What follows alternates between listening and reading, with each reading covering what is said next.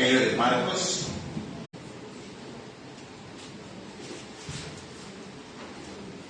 Evangelio de Marcos.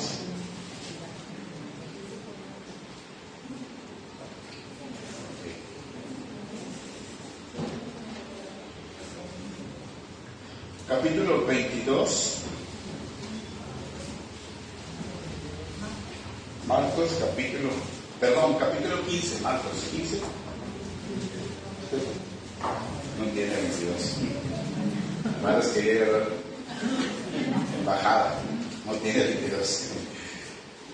Capítulo 15, versículo 22. El título del mensaje: Palabras desde la cruz. Palabras desde la cruz. Es el título del mensaje. ¿Están ahí? Marcos capítulo 15, versículo 22. Dice: y le llevaron a un lugar llamado Gólgota, que traducido es lugar de la calavera, y le dieron a beber vino mezclado con mirra, mas él no lo tomó. Cuando le hubieron crucificado, repartieron entre sí sus vestidos, echando suerte sobre ellos para ver qué se llevaría cada uno.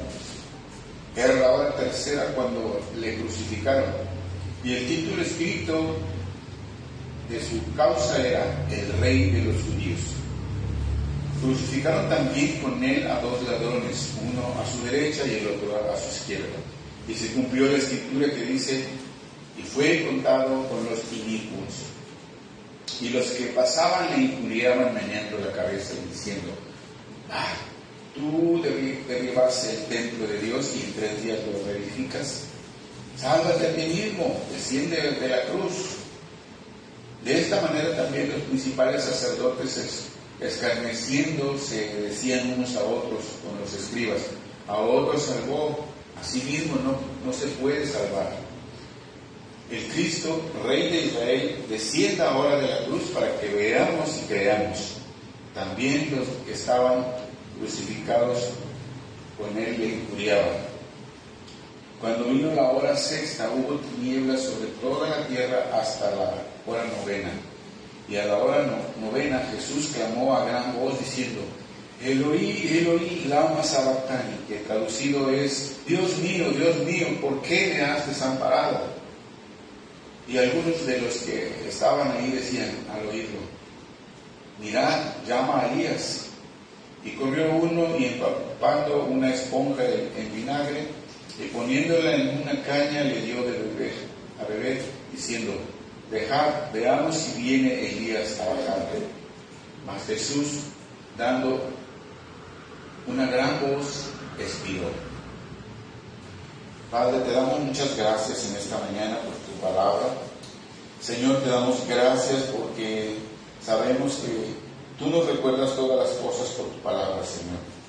Y tú hablas a nuestro espíritu para que podamos despertar, Señor, podamos entender todas las cosas que quedaron escritas, Señor, para nuestro provecho, para que nuestra vida sea cambiada, Señor, y podamos llegar a ese día a estar delante de tu presencia, Señor, como esos santos que tú viniste a rescatar, Señor. Porque hoy sabemos que por tu gracia, por tu misericordia, hemos sido rescatados, hemos sido lavados de nuestros pecados, y para ti somos tus santos, Señor. Gracias por el mérito de Jesucristo, Señor, por nuestro Señor, por nuestro Salvador.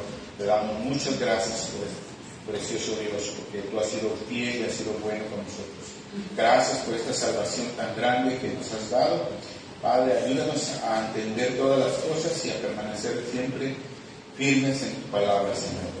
Que no nos desviemos, Señor, que tú obres en cada uno de nosotros, que podamos salir con una mentalidad diferente de este lugar, Señor, con nuestro corazón renovado y fortalecido en la fe, Señor. En el nombre de Cristo te damos gracias y te bendecimos, Señor. Amén. Gracias, Señor. Amén. Miren, estos versículos que leímos ahorita de Marcos es el acontecimiento más sorprendente y más impactante de todos los tiempos, que jamás ha existido. Y es unos versículos muy resumidos de todo este evento, pero fue un evento extremadamente importante. trascendente para toda la humanidad. En toda la historia cambió, vino a transformar la historia. Este evento de la crucifixión de Cristo, que nos narra aquí este autor del Evangelio de Marcos, en una forma muy sintetizada nos menciona unas palabras que él expresó antes de morir en la cruz. Pero en los demás evangelios nos mencionan otras palabras, otras frases que nuestro Salvador habló antes de morir. Pero este es un evento sumamente importante. El acontecimiento de la crucifixión es sumamente importante para toda la humanidad porque la crucifixión de Cristo cambió la historia, cambió la cronología de los tiempos, dividió la historia, de tal manera que hoy se dice antes de Cristo. Cuando hablamos de las fechas, se dice antes de Cristo y después de Cristo. Vino a cambiar este evento, a cambiar el corazón de todos los hombres, vino a cambiar las familias, vino a cambiar la moral de todos nosotros los que hemos recibido la salvación, vino a cambiar en general muchas cosas, vino a cambiar el mundo en general. Pero sobre todo, lo más importante, que vino a cambiar el destino de la humanidad. Vino a cambiar el destino de la humanidad. Porque si nosotros antes estábamos destinados a la perdición y a la muerte eterna, hoy, por medio de su muerte en la cruz, tenemos salvación. Y por medio de la resurrección de Cristo tenemos vida eterna. Amén. Amén. Ese evento de la crucifixión, por este evento nosotros tenemos esta salvación. Tú y yo tenemos salvación y vida eterna. Es algo maravilloso. Es algo maravilloso, pero es un evento muy trágico y terrible que ha sucedido hace 2000 y pico de años, ¿verdad? Hoy están celebrando este evento. Mucha gente, todo el mundo celebra la Semana Santa. Se celebra casi en todo el mundo la Semana Santa. Y precisamente se celebra hoy domingo, el día de la resurrección. Hoy es el día que se celebra el día de la resurrección. Pero sabemos que cada quien vive esa Semana Santa como cada quien quiere, como cada quien se acomoda o le parece. O sea, acá todo el mundo toma, a veces algunos toman sus días de vacaciones para salir a una playa, para ir a un río, a algún otro lugar, a divertirse, a distraerse, a relajarse y disfrutar. Y eso no quiere decir que sea malo. Yo no digo que sea malo, es bueno eso. Tenemos que tener esos tiempos. Pero solo lo estoy diciendo, generalizando, para mencionar que la mayoría de la gente, en general, la mayoría, no tiene un entendimiento profundo de lo que es este evento, no tiene un entendimiento de lo que es la Semana Santa, de lo que sucedió en esta semana. Así como también lo vemos en el evento de la Navidad.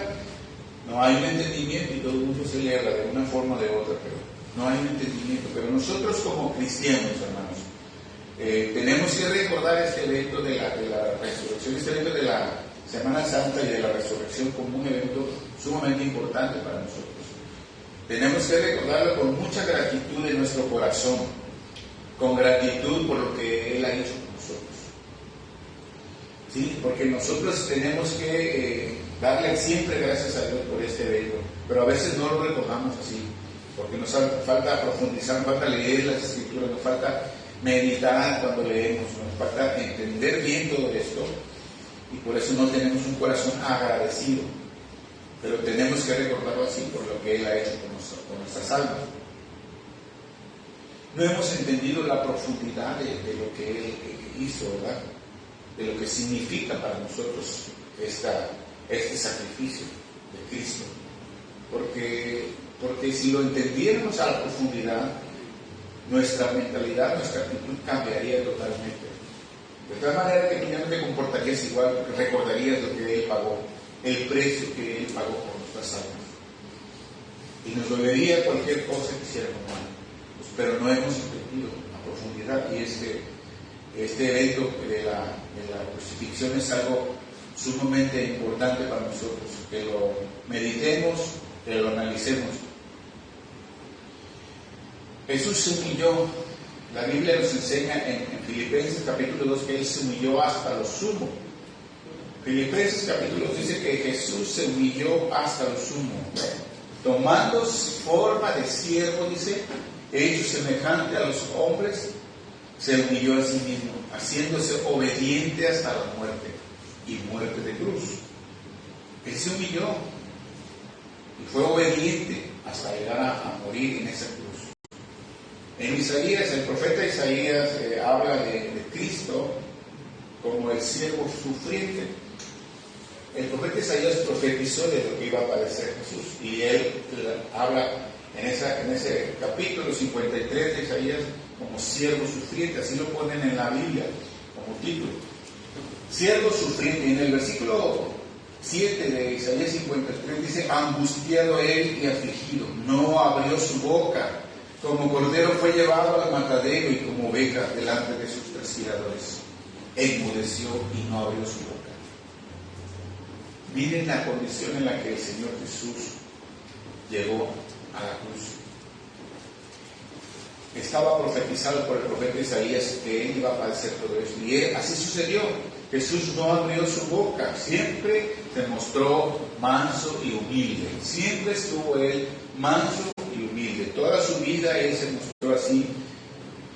En los 3 juicios que le hicieron, que le realizaron injustamente, porque fueron juicios injustos: el juicio de Sanedrín con los sacerdotes y los escribas, el juicio de Herodes y el juicio de Pilatos.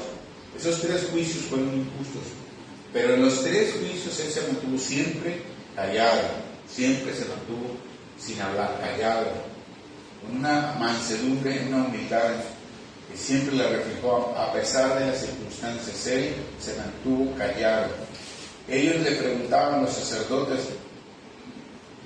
le decían: ¿qué no vas a decir nada de todas estas cosas que te están acusando? ¿No? ¿Qué dices tú? Y Pilatos también le decía lo mismo: ¿no te vas a defender de los que te acusan? ¿Qué me dices tú de ti mismo? Y él no hablaba, él se quedaba callado. Esa fue la actitud de nuestro Señor Jesucristo. ¿Esto qué nos enseña a nosotros, hermanos? Esto nos enseña a nosotros que nosotros debemos de aprender de ser mansos y humildes, a pesar de que tú vengas, que contra ti vengan, te acusen y te hagan daño y te lastimen. Tú tienes que solamente orar, no reaccionar, orar y dejar que Dios obre. Cuando a él le injuriaban y lo agredían, él no respondía con agresión. Él siempre se mantuvo callado en todo momento. Aún en el momento de la crucifixión, Él se mantuvo callado. En el momento de la crucifixión solamente habló para bendecir. Precisamente abrió su boca solo para bendecir. Y eso es un ejemplo más grande que podemos tener de Jesucristo. Que Él nos muestra todo esto, que debemos de ser mansos y humildes. Pero ese acontecimiento que le decía que es sobrenatural, es sumamente importante para nosotros entender todo esto como cristianos. Nosotros hoy estamos recordando eso, y Él dijo esas palabras desde la cruz, antes de morir. Muchas iglesias las están recordando también, las comentan. Yo quiero compartirles en esta mañana, con la ayuda del Espíritu Santo, que nos dé un entendimiento de estas palabras que el Señor emitió desde la cruz. Que podamos tener un mejor entendimiento, un entendimiento más profundo de lo que Él habló, de lo que quiso hablarnos, quiso decirnos a nosotros antes de morir en esa cruz. Les decía que mucha gente hoy en las iglesias están compartiendo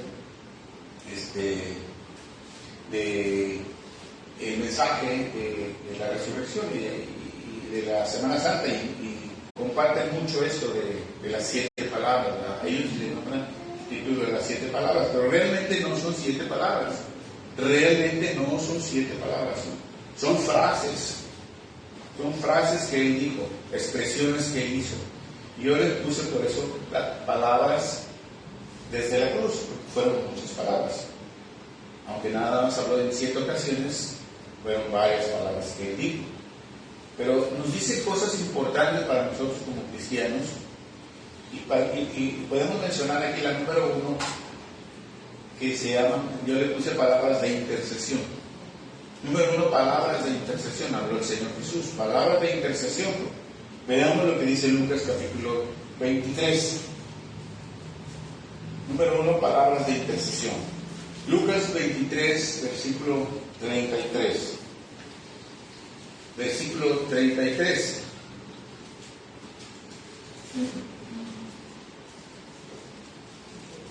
Lucas 23, 33. ¿Están ahí?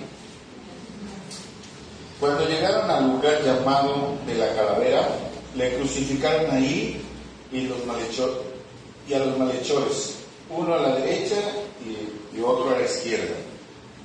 Y Jesús decía: Padre, perdónalos, porque no saben lo que hacen.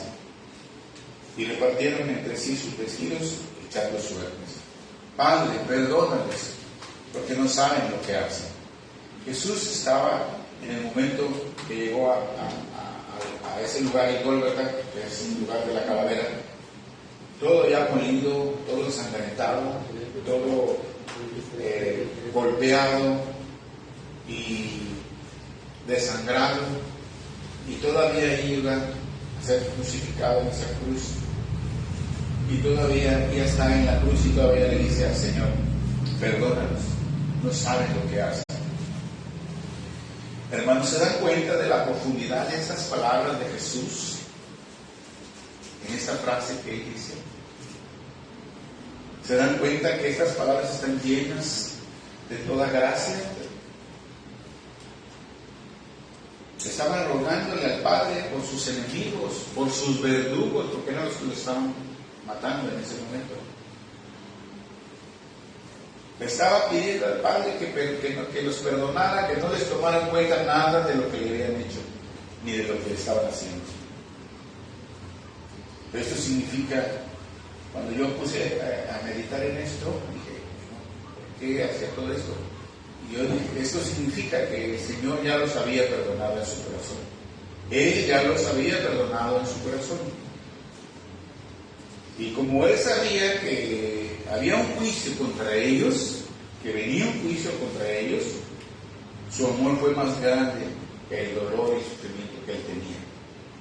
Fíjate lo que estoy diciendo. Él sabía todas las cosas.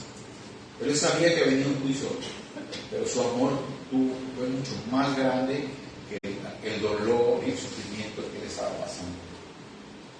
Por eso es que le pide al Padre. Ese es el bello amor de Cristo. El amor de Cristo es mucho más grande que el dolor que le causamos y el sufrimiento que le causamos por nuestro pecado. Él siempre va a estar dispuesto a perdonarnos, siempre y cuando nosotros nos humillemos y le pedamos perdón. Es más grande el amor de Cristo que todo el dolor y sufrimiento que podamos causar nosotros por nuestro pecado. Él siempre va a estar dispuesto a perdonarnos si nosotros le pedimos perdón. Hermanos, Cristo nos muestra que el perdón, cuando habla del perdón, el Señor nos muestra que el amor debe ser mucho más grande que el dolor y el sufrimiento que te puedan hacer o que te puedan causar. Fíjate lo que estoy diciendo, porque es algo importante. Cuando se habla del perdón, debe de ser mucho más grande el amor, el sufrimiento y el daño que te hace la gente o cualquier persona. El dolor que puedas pasar por eso es mucho más grande, debe de ser mucho más grande el amor cuando hablamos del perdón. A nosotros nos cuesta mucho eso, el perdón. Y esto es precisamente porque perdonar, pues podemos decir que lo perdono, ¿verdad? Pero hay gente que dice, no, yo no lo perdono. Hay gente que dice, yo no lo perdono, no la perdono. Esa es una persona que está apartada totalmente de Dios.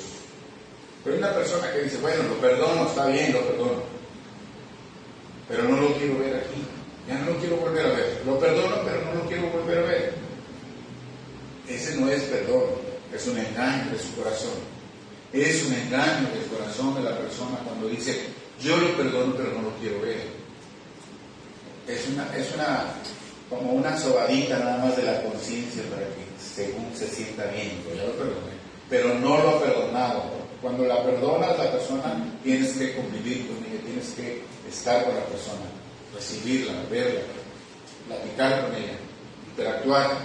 Entonces, cuando tú no haces eso, no has perdonado. Cuando tú perdonas, tú puedes convivir con la persona, puedes hablar con la persona. Es eso, ese sí es perdón. Fíjense, pongan bien atención porque estoy hablando de 4 puntos importantes cuando hablamos del perdón. Cuando la persona perdona y convive y dice, pásale, ven, y cómo estás, y esto y lo otro, esa persona sí perdonó, independientemente de lo que hicieron. Esa persona sí perdonó. Y cuando el Señor Jesús hace esto, hermanos, fíjense, no solamente Él lo haya perdonado, sino Él está rogando por sus enemigos, por sus verduros al Padre. Ese es el otro nivel que nosotros debemos de tener. O sea, no solamente que tú perdones y puedas ver a las personas como si nada pasó, sino que tú aún vayas a otro nivel que diga, Señor, ten misericordia, hizo daño, pero ten misericordia. Porque tú sabes que nada se va a quedar sin castigo. ¿Sí? Nada se va a quedar sin castigo. El que hace algo malo tiene que pagar. ¿Sí? La paga del pecado es muerte. Pero también hay castigo. Si es que no hay muerte porque tienes a Cristo, hay castigo. Entonces, todo se paga. Y si alguien nos hizo daño, van a pagar. Entonces tú tienes que llegar al siguiente nivel y decir, Señor, ten misericordia de esta persona. Que no se vaya a perder, sino que te conozca. Si te agreden, tú tienes que perdonar, pero aún tienes que pedir al Señor, a nuestro Padre, para que esa persona no se pierda. Fíjate qué nivel nos está enseñando nuestro Señor Jesucristo.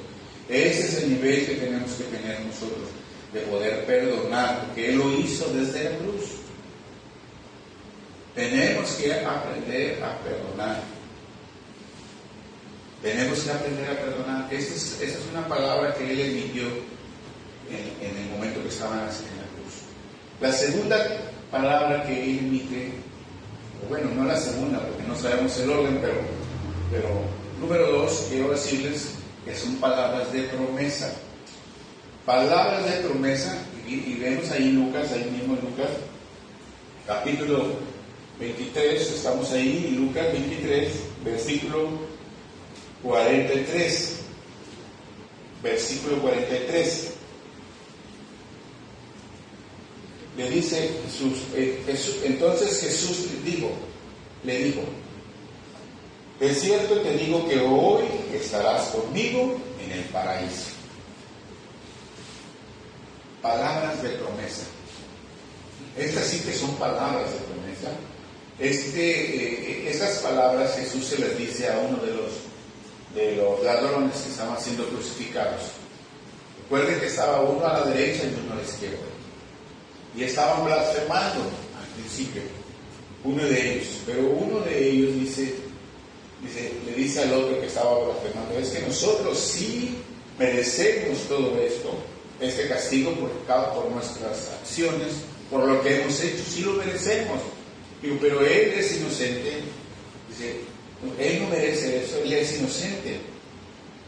Y entonces este hombre le dice a Jesús, Señor, cuando entres en tu reino, acuérdate de mí. Y estas palabras Jesús se les dice a él. Jesús voltea y le dice, de cierto te digo que hoy estarás conmigo en el paraíso. Palabras de promesa. ¿Qué palabras más hermosas escuchó este hombre?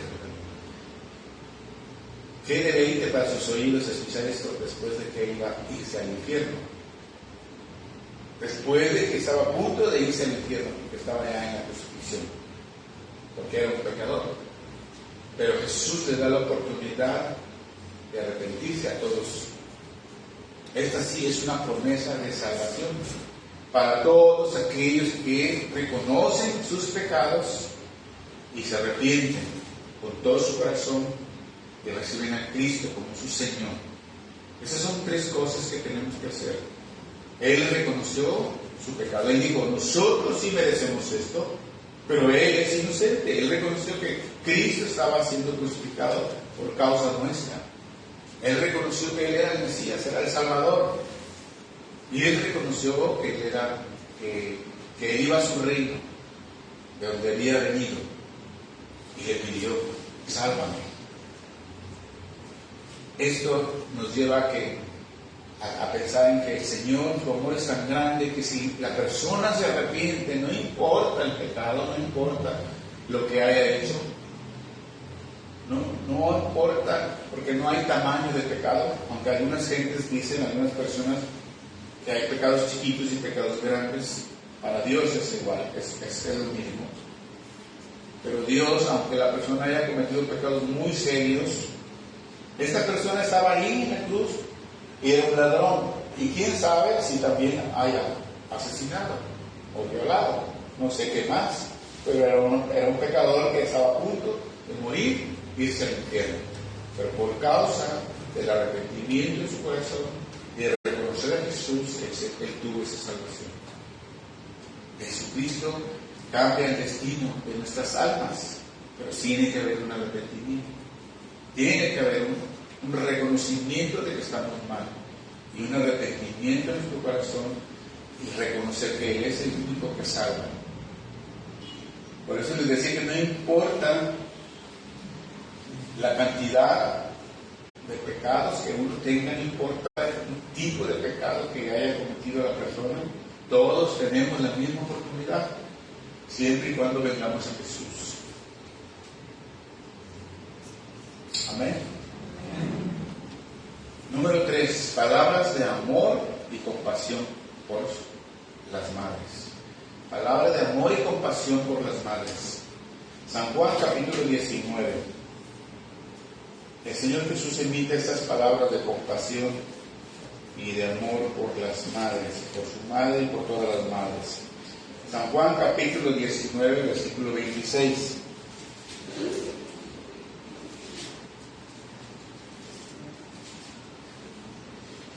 San Juan 19, 26 dice, cuando vio Jesús a su madre y al discípulo a quien él amaba, que estaba presente, dijo a su madre, mujer, he ahí tu hijo. Después dijo al discípulo, he ahí tu madre. Y desde aquella hora el discípulo la recibió en su casa. Miren cómo habló el Señor Jesucristo aquí. Hasta ahí llegaba la función de María como madre. Hasta ahí llegaba. Después de ahí ya no tenía función María. Les digo para aquellos que tienen todavía la devoción con María. Hasta ahí llegaba la función de María. Por eso Jesús mismo le dice, mujer, he ahí tu hijo.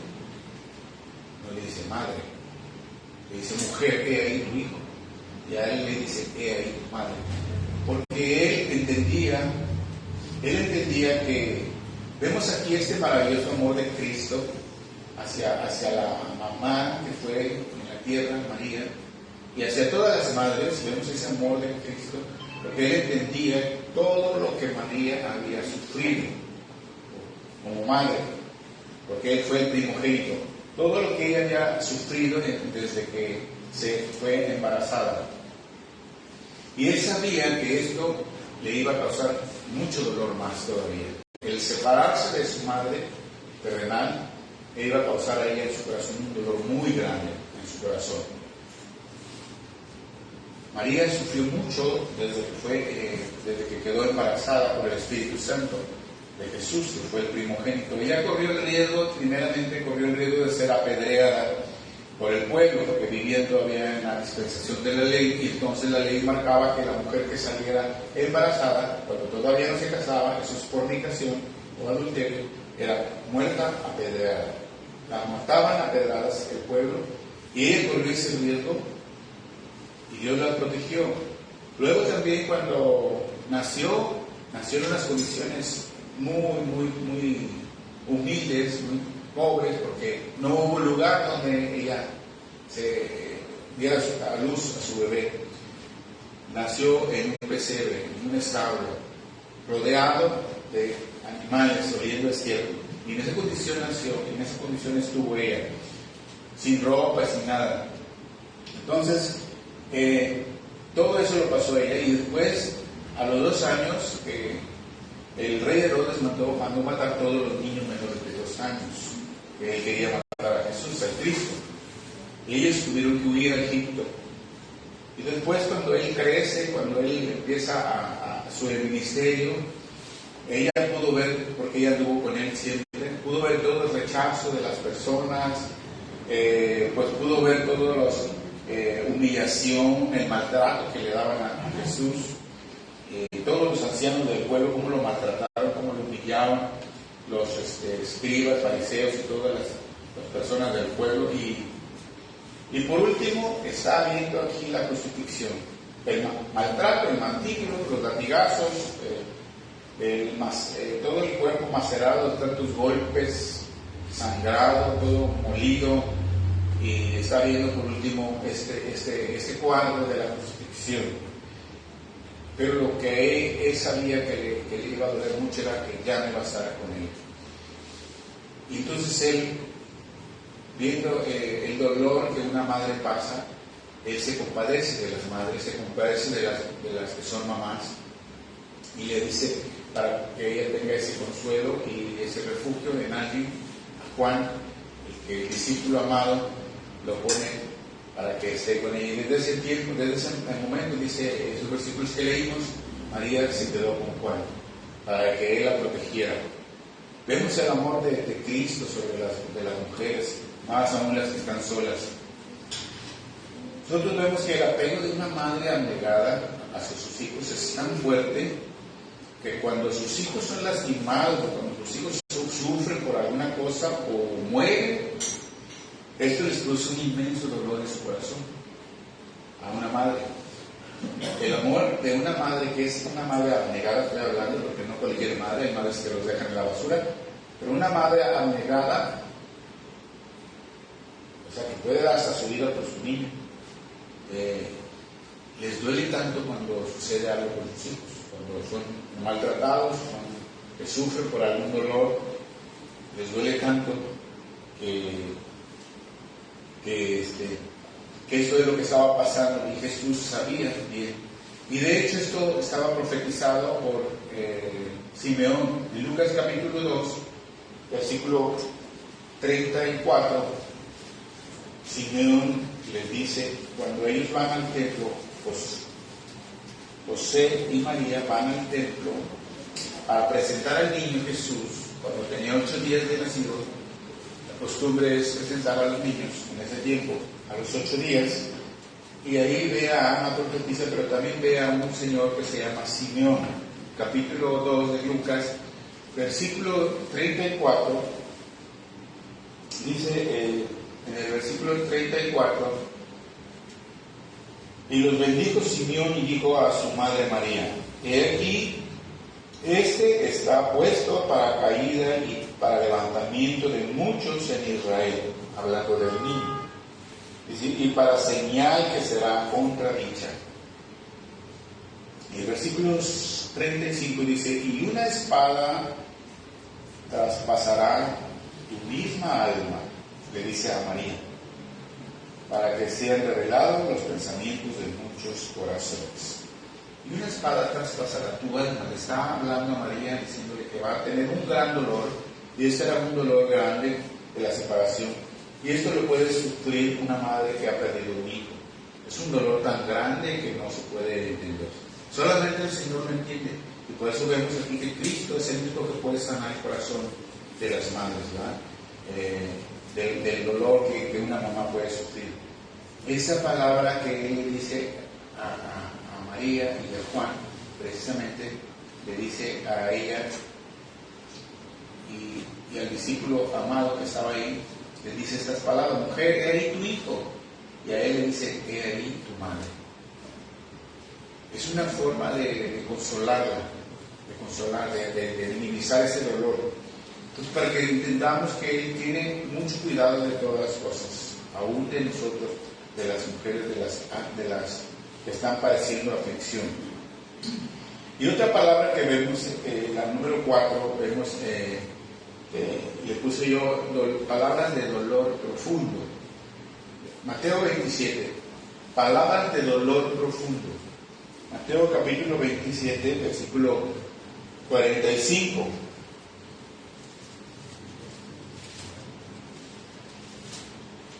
Versículo 45.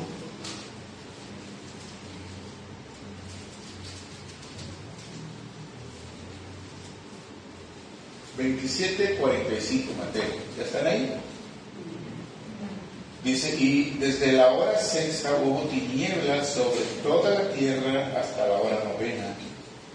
Cerca de la hora novena, Jesús clamó a gran voz diciendo, Elí, Elí, lama sabactani.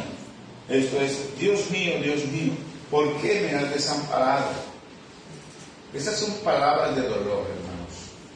Cuando leemos la Biblia, cuando leemos los evangelios, a lo mejor no entendemos todo esto, pero precisamente por eso a veces tenemos que escudriñar la Escritura y entender un poquito más, con más profundidad, y que el Espíritu Santo nos diga, dando ese entendimiento, porque hay palabras que están escritas y tienen un significado muy profundo, muy grande, y esas palabras son las más profundas de dolor que pudo haber expresado el Señor Jesucristo. Nada que ver con los latigazos, nada que ver con los golpes, con todo lo que Él padeció. Estas palabras sí son palabras de un profundo dolor. Elí, Elí, lama sabactani. ¿Por qué me has desamparado? Todos conocemos el dolor, todos conocemos que se presenta de muchas formas, en diversos lugares de nuestro cuerpo y de diferente intensidad. Pero el dolor del alma es otro dolor que también experimentamos. El dolor del alma es otro dolor que también experimentamos. Algunos comentaristas bíblicos dicen que en el infierno es el lugar más desolado que puede existir. ¿Por qué? Porque ahí no está el acceso al Padre. Ellos dicen que comentan que el infierno puede ser el lugar más desolado que puede existir porque ahí no está el acceso al Padre. Nadie puede tener acceso al Padre ahí. Al contrario, mientras estamos aquí nosotros vivos en esta tierra, todos tenemos el acceso al Padre por medio de Jesucristo. Todos tenemos acceso al Padre por medio de Cristo. Pero ahí no hay. Es un lugar donde pues, la separación total de Dios es algo terrible. Todo ser humano, cuando está en ausencia del Padre, ¿no?, se sienten vacíos. Lo vemos en la historia, lo vemos en la Biblia, lo vemos en lo natural, en las personas que al final tienen todo y al último no tienen nada porque se quitan la vida. Porque se sienten vacíos, no tienen a Dios. Eso pasó con el rey Salomón en Eclesiastés. Él lo tuvo todo, pero no tenía nada. Se sentía vacío porque no estaba con Dios, no estaba Dios. Entonces, cuando está la ausencia de Dios, la gente se siente vacía. Nosotros que hemos conocido a Dios, ya no nos podemos despegar del Padre, no nos podemos despegar ni un momento. Porque si tú te empiezas a despegar de Dios, ya no tenemos esa comunión con el Señor, empezamos a sentirnos mal, empezamos a pecar, empezamos a marchitarnos y nos podemos secar y nos va muy mal. Imagínense el Señor Jesucristo, que siempre Él vivió en unidad con el Padre y el Espíritu Santo, siempre, aunque fue por muy poquito tiempo, un corto tiempo, pero Él se separó del Padre, o el Padre se separó de Él, por causa de que estaba cargando nuestros pecados. Dios no puede ver el pecado. Dios no puede ver. Él voltea la mirada. Si no, ustedes lean después Isaías 59 y se van a dar cuenta, versículo 1 y versículo 2, donde habla de que Dios no puede ver si hay pecado. Entonces, una persona que dice que pidió a Dios y Dios, si está en pecado, es por la gracia y la misericordia de Dios que recibes el favor. No es que Dios escuche, porque Dios no escucha al pecador. La única oración que escucha Dios del pecador es la oración de arrepentimiento, de que se arrepientan, de que se duele por su pecado y que están ofendiendo a Dios. Ese sí. Y Dios te abraza y te apapacha y te dice: vente, amigo, vuelve a tu casa. Esa es la única oración que Dios puede escuchar. Pero cuando hay pecado, Dios aparta su mirada, Dios aparta sus ojos. Y Dios apartó la mirada de Cristo, aunque era su hijo, su único hijo, por unos instantes, por un momento, cuando Él estaba cargando con todo el pecado en la cruz. Y esa soledad de Cristo, esa separación del Padre, aunque le dio, repito, fue por poco tiempo, fue un dolor inmenso para el Señor Jesucristo. Fue un dolor terrible, fue lo que más le dolió al Señor Jesucristo. De hecho, cuando yo estaba pensando en eso fue terrible, le decía, pero cuando yo estaba pensando en eso, dije, es que Jesús, ¿por qué oró de esa manera en el huerto de Getsemaní antes de ir a la cruz? Él oró al Padre y le pidió 3 veces, le dijo: Señor, Padre, si es posible, pasa de mí esta copa, que no la beba yo, pero no se haga mi voluntad sino la tuya.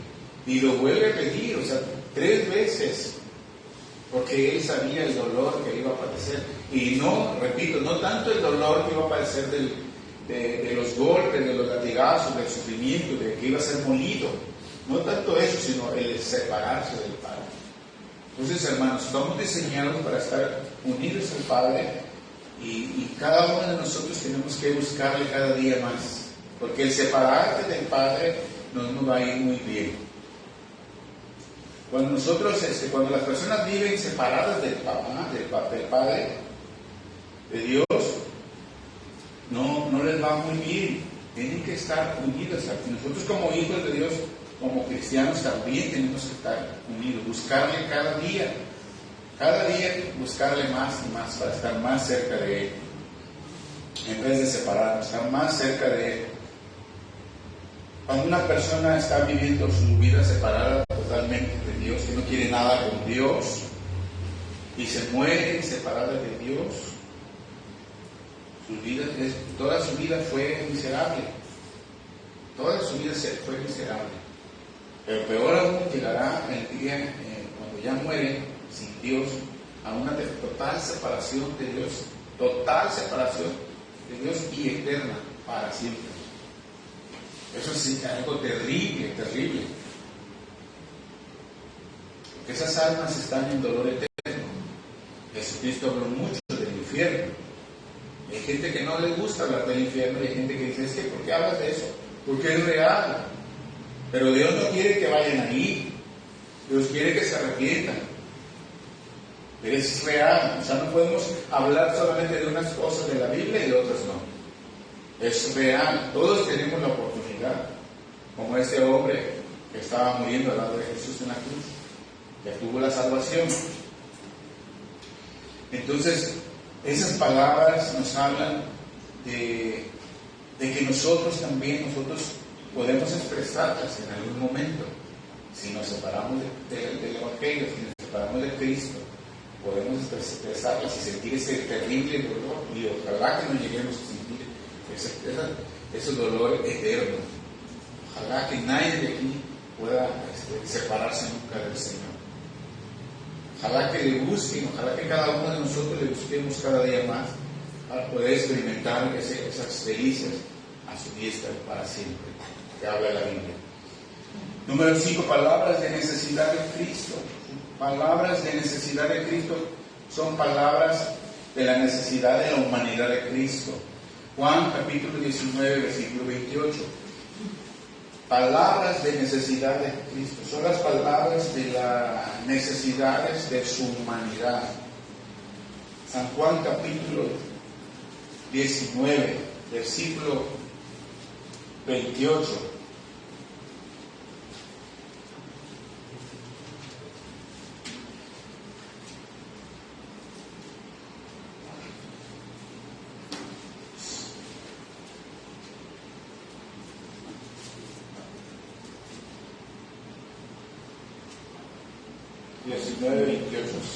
¿Están ahí?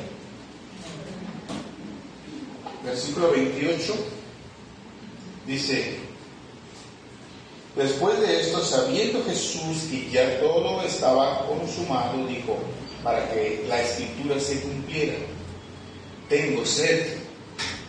Y estaba allí una vasija llena de vinagre. Entonces ellos empaparon en vinagre una esponja y poniéndola en un hisopo, se la acercaron a la boca. Dijo: tengo sed. Dice este versículo que para que se cumpliese la escritura. Jesús es totalmente Dios y totalmente hombre. Jesús 100% hombre, 100% Dios. Aquí, cuando estuvo aquí en la tierra, Él no era un porcentaje de Dios y un porcentaje, no, Él era 100% Dios y 100% hombre. De tal manera que tenía dos naturalezas, ¿no? La naturaleza divina y la naturaleza humana. Y como tenía naturaleza humana, tenía necesidad de su cuerpo. Él expresó, pero dice la escritura para que se cumpliera lo dicho. Y se está refiriendo precisamente al Salmo 10, al Salmo 69. Se está refiriendo al Salmo 69, versículo 20. Salmo 69,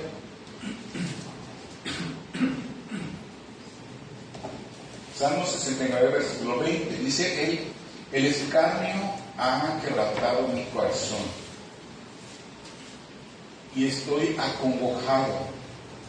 Esperé quien se compadeciese de mí y no lo hubo, y consoladores y ninguno hallé.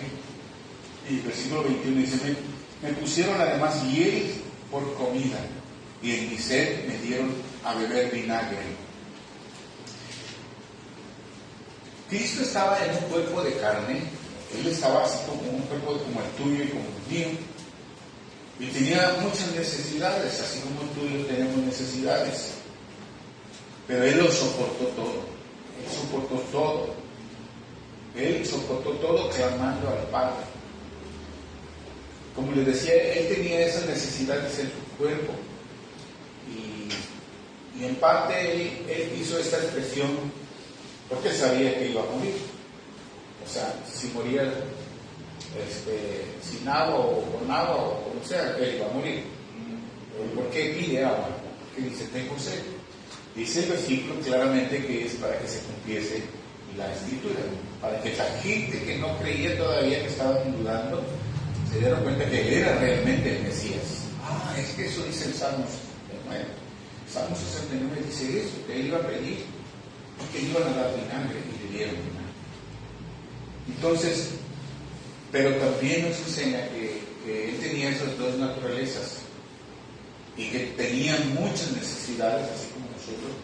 Él pudo vivir en un cuerpo de carne como el de nosotros para mostrarnos a nosotros que sí podemos, en cualquier situación que podamos estar, sí podemos avanzar, sí podemos salir de la situación y sí podemos vencer con su ayuda, no solo en nuestra carne, con la ayuda de Dios. Él siempre estaba pidiéndole al Padre, Él estaba orando en todas sus necesidades. Él siempre estaba orando, pidiéndole al Padre. Por eso es que Él pudo aguantar, soportar todas las cosas en su cuerpo.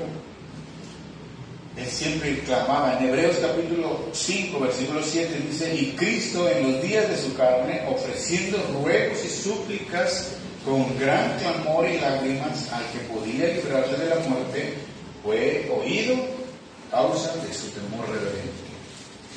Fue oído a causa de su temor reverente. Hebreos 5, 7. Dice que estando en los días de su carne, dice que ofrecía gran ruegos y súplicas con gran clamor y lágrimas. Él estaba orando al Padre, dice, al que le podía librar de la muerte. Me acordé de esta oración del huerto de Getsemaní, cuando dice Hebreos esto, del huerto de Getsemaní, que él estaba orando al Padre, y dice la Biblia que él, cuando oraba, escurrían gotas de su frente como si fueran gotas de sangre. O sea, estaba sudando, era una angustia tan terrible la que estaba pasando, porque él sabía lo que iba a pasar. Y él estaba pidiéndole al Padre. Y él le rogaba al Padre dice que con gran clamor y lágrimas al que podía librarle de la muerte. Pero dice que fue respondido por Dios, o sea, Dios lo libró de la muerte, dice, por causa del temor reverente, por su temor reverente. Y esto es lo que tenemos que hacer tú y yo, hermanos. En toda la necesidad que tú tengas, en toda la necesidad que tengamos, tenemos que clamar al Padre. Tenemos que clamar al Padre. Él es el que nos ayuda, Él es el que siempre está a nuestro favor cuando clamamos a Él. Pero tenemos que tener ese temor reverente. Temor reverente es un respeto. Temor de no pecar, de apartarte del pecado de la maldad. ¿Sí? Número 6, palabras de cumplimiento. Vemos aquí las palabras de cumplimiento. San Juan capítulo 19 también, ahí mismo, versículo 30. Fíjense lo que dice aquí, en el versículo 30 de San Juan. No lo pierdas, las citas que les estoy dando, ¿no? Ahí tenganlas separadas. Dice el versículo 30, cuando Jesús hubo tomado el vinagre, dijo, consumado es. Y habiendo inclinado la cabeza, entregó el Espíritu. Consumado es. Fueron las palabras de Jesús. Jesús fue la respuesta a la promesa del Padre en todo el Antiguo Testamento, por medio de los profetas. Jesús fue la respuesta de lo que el Padre prometió a través de todos los profetas. Él fue la respuesta de la salvación que iba a traer. Jesús fue el Mesías, Jesús fue el Mesías prometido. Él fue el que estaba prometido. Él fue el que vino a restaurar todas las cosas. El sacrificio de Él fue perfecto para la expiación de todo el pecado de la humanidad. Él fue y es nuestro Cordero Santo, el que quita todo el pecado del mundo. Él cumplió a la perfección la obra que le encomendó el Padre. De toda la obra que el Padre le dijo que hiciera aquí en la tierra, Él cumplió a la perfección todo. Por eso Él dice en estas palabras, en estas últimas palabras, dice, cuando ya estaba para terminar su obra salvífica, Él dice, consumado es. Consumado es. Esta palabra en el griego original es tetelestai. La palabra tetelestai, que significa que ya está cumplido. Y esta palabra se usaba mucho antes, se usaba mucho cuando hacían un trato, cuando hacían una compra o un trato de un negocio, y todas las dos partes se ponían de acuerdo y se cumplían con todos los puntos que habían establecido. Entonces decían tetelestai. Cuando un siervo, cuando un esclavo cumplía la orden que el patrón le daba, al pie de la letra le decía, cuando vas a hacer esto, esto y esto y esto. Entonces cuando él ya terminaba, él venía y se inclinaba su cabeza y le decía al amo, tetelestai. Eso fue lo que dijo Jesucristo. Esa fue su palabra, tetelestai, consumado es. Porque fue consumada la obra de salvación en esa cruz, para que nosotros pudiéramos tener esa salvación, el perdón de nuestros pecados. Y número 7, palabras finales. Número 7, palabras finales. Lucas capítulo 23. Lucas capítulo 23, versículo 46. Lucas 23, versículo 46.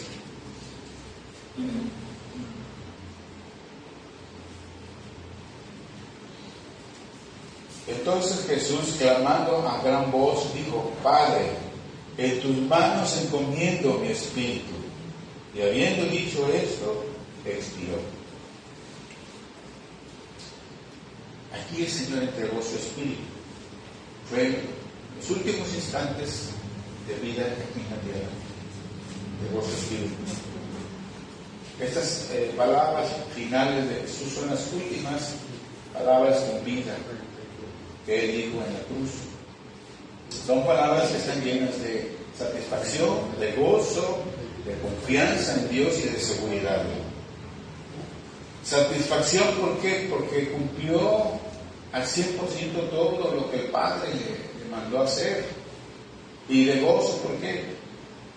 Porque todo lo que Él hizo fue perfecto, su obra fue perfecta, fue muy fructífera, porque vino a traernos restauración, redención, justificación para todos nosotros, y de confianza y de seguridad en el Padre. ¿Por qué? Porque Dios nunca falla, y en sus brazos siempre vamos a estar seguros. Ojalá que esas sean mis palabras cuando yo parta de aquí, ojalá que sean tus palabras, hermano, cuando partamos de este mundo, cuando el día que tengamos que morir, ojalá que sean estas palabras, que podamos estar nosotros satisfechos con todo lo que tú hiciste, que puedas tener ese gozo por todo lo que hiciste, pero también la confianza y la seguridad en Dios, para poder decirle al Señor: en tus manos encomiendo mi espíritu, Señor. Que esas sean nuestras palabras, Señor. Oremos a Dios. Padre bendito Dios, te damos tantas gracias, Señor, y Dios, gracias por todo lo que tú has hecho, Señor, a través de tu Hijo Jesucristo. Gracias, Señor, por esa redención tan grande, Señor, por este sacrificio que Él ha hecho para nosotros, porque sabemos que fue muy duro, Señor, sobre todo la separación momentánea del Padre con Él, Señor. Pero sabemos, Padre, que tú siempre estuviste con Él en todo momento, Señor. Pero te damos muchas gracias, Padre, porque nos has permitido conocerte, Señor. Porque si no hubiera sido por ese sacrificio, nadie de los que estamos aquí pudiéramos estar en tu presencia, Señor. Gracias, Señor, porque sabemos que aunque todavía pecamos, Señor, tú sigues viendo la sangre de Cristo sobre cada uno de nosotros. Tú eres grande y misericordioso, Señor. Sigues viendo como tus hijos, como tus santos, Señor. Por eso te damos gracias, Señor. Gracias, Señor Jesucristo, por ese privilegio que nos has dado de pertenecer a ti, Señor, por ser tuyos, Señor. Gracias, porque hoy valemos la sangre de Cristo, Señor. Te damos muchas gracias, Señor, porque tal vez antes no valíamos nada, Señor, y porque no teníamos esperanza, Señor, porque íbamos derechito al infierno, Señor. Pero hoy valemos la sangre de Cristo, la sangre del Cordero inmolado, de nuestro Salvador, de nuestro Señor Jesucristo. Y a Él le damos toda la gloria y toda la alabanza por los siglos de los siglos, porque has hecho esa obra en cada uno de nosotros, maravillosa obra, Señor. Gracias, Señor, que así como nosotros hemos entendido, muchos puedan entender este sacrificio, Señor, y puedan venir a tus pies reconociendo que son pecadores, Señor, y que necesitan la salvación.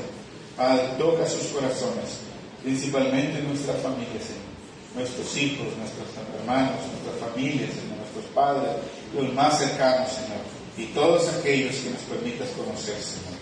Padre, que nosotros seamos un instrumento para que te conozcan mucha gente que no te ha conocido. Sigue obrando en nuestro corazón, Señor. Te damos muchas gracias y nos vamos de aquí con gozo en nuestro corazón por esa obra maravillosa que has hecho para nosotros. Gracias, Jesucristo. Gracias, Espíritu Santo. Gracias, Padre bendito. En el nombre de Jesús. Te damos todo honor y toda gloria a ti, Señor. Amén. Amén.